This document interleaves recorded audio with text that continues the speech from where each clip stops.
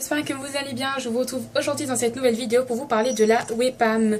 Donc voilà, la Webam c'est de la porcelaine froide.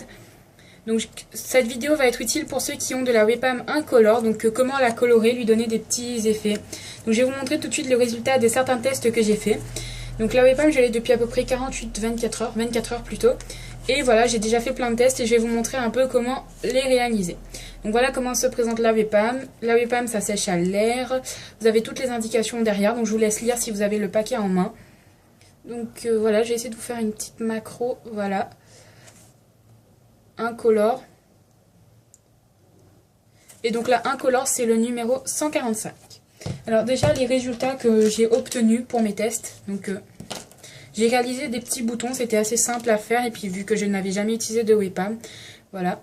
Donc tout d'abord j'ai fait que des boutons. Donc je vais vous les présenter un par un et vous dire avec quoi je les ai colorés.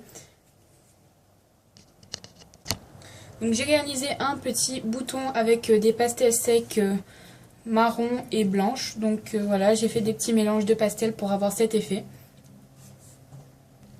Donc je vais juste essayer de vous montrer parce que j'ai mis des paillettes en fait, mais vu que ça me fait pas bien la macro, voilà, donc je vais le mettre plus bas. Voilà ce que vous obtenez un peu comme résultat.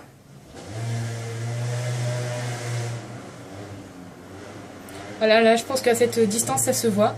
Donc avec des pastels secs. Ensuite la plupart du temps ça a été avec du fard à paupières, mais d'abord les microbilles.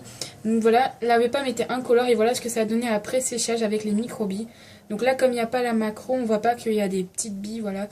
Je vais essayer de vous faire la macro parce que sinon ça va pas être génial. Donc voilà, là on voit quand même bien ce que ça donne avec les microbilles. Et donc en fait comme c'est incolore, ça ressort un peu gris. Ensuite, avec le fard à paupières, donc voilà ce que ça donne. J'ai réalisé avec du fard à paupières rose ce petit bouton et ce grand bouton. Donc en fait tout ça je vais le monter sur bague après. Hein. Ensuite j'ai fait aussi avec du bleu, du fard à paupières bleu et du fard à paupières noir. Donc je vais vous montrer la technique dans quelques instants.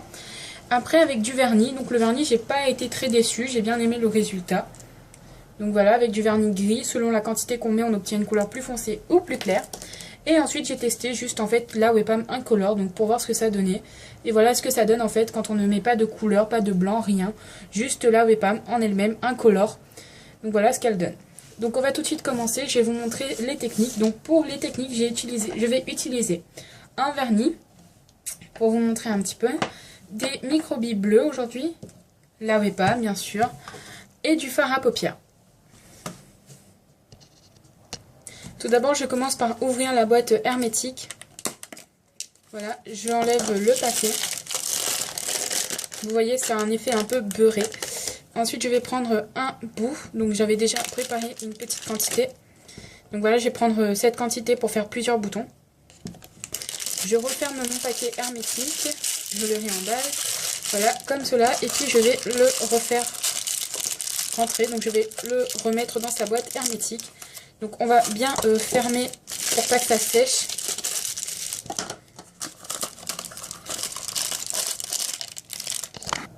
Et ensuite on referme la boîte. Ensuite on va malaxer. Et on va venir prendre un petit bout pour un bouton. Donc moi je vais prendre cette quantité pour les microbilles. Donc on va ouvrir son tube de microbilles. Après tout dépend de ce que vous utilisez comme microbilles. Et on va en mettre un petit peu dans la pâte qu'on a étalée comme cela. Donc mes microbilles sont coincées. Voilà. Donc on va en mettre quand même un petit peu. Voilà, je mets cette quantité de microbilles. Et ensuite on va venir refermer comme cela la pâte sur les microbilles. Et on va malaxer la pâte pendant quelques secondes pour que les microbilles se propagent partout en fait. Et donc en fait ça donne comme un effet, si vous avez des microbilles marron avec cette pâte, ça peut donner un effet de glace vanille chocolat. Donc ensuite on reforme une boule, on regarde si ça vous convient. Donc moi je rajoute une deuxième fois puisque je veux vraiment qu'il y ait un effet de microbilles mais total. Je veux qu'il y ait plein de microbilles qui se voient. Donc en fait je sais pas pourquoi mais là c'est coincé et ça saoule un petit peu. Donc voilà, là j'en ai remis plein et on remalaxe. Comme vous voyez il y en a certaines qui se renversent sur mon support, c'est pas grave. Voilà. C'est parce que j'ai mal refermé la pâte sur elle-même. Donc voilà, maintenant vous pouvez en faire ce que vous voulez. Je vous ai montré comment mettre des microbilles dans votre boule. Donc moi je vais en faire un bouton, j'aplatis un tout petit peu. Et ensuite je perce mes trous une fois que j'ai attendu 5 minutes que ça sèche un peu pour que ça durcisse. Passons maintenant à la technique du vernis. Donc comme tout à l'heure, je vais reprélever un petit peu de pâte. Donc comme vous voyez, j'ai 2 bouts de pâte là. Donc une pour le vernis et une pour le fard tout à l'heure. Donc pareil, je fais une boule. Je vais venir aplatir cette boule pour pouvoir mettre le vernis sur la plat et refermer en fait. Parce qu'il faut refermer le liquide, enfin ce que vous avez voulu incruster par-dessus. Donc là voilà, comme vous voyez, je peins un petit peu l'intérieur. Voilà. Je referme la pâte sur elle-même. Et je malaxe. Donc là la pâte devient un petit peu collante puisque le vernis est un liquide. Mais après malaxer quelques minutes, voilà, ça c'est plus du tout collant.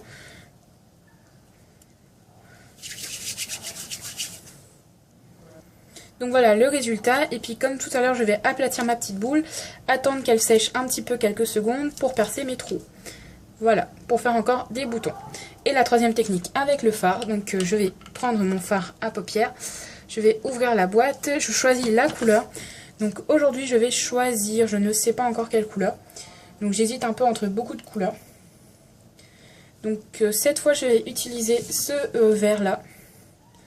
Voilà. Et en fait tout simplement si vous avez la possibilité d'avoir une palette que pour la Webam et la Fimo, donc voilà, c'est ce que vous allez faire. Sinon vous grattez sur un support. Donc moi je vais directement essuyer comme ça sur ma pâte. Voilà, et donc plus on va en mettre et plus votre pâte sera verte. Donc pareil que tout à l'heure, là vous allez malaxer et ensuite, bon ben voilà, vous allez obtenir votre couleur. Et comme précédemment, je fais ma petite boule et j'appuie pour faire des boutons. Donc pour l'instant, je fais que ça avec la Webam, des boutons, mais je vous ferai bientôt des tutos pour des créations en Webam, en porcelaine. Voilà, en porcelaine froide, puisque ça m'intéresse bien. Donc voilà ce que j'ai réalisé aujourd'hui. Donc un bouton avec du vernis, du fard et des microbilles. Donc voilà, j'espère que la vidéo vous aura plu et je vous dis à très bientôt pour de nouveaux tutos.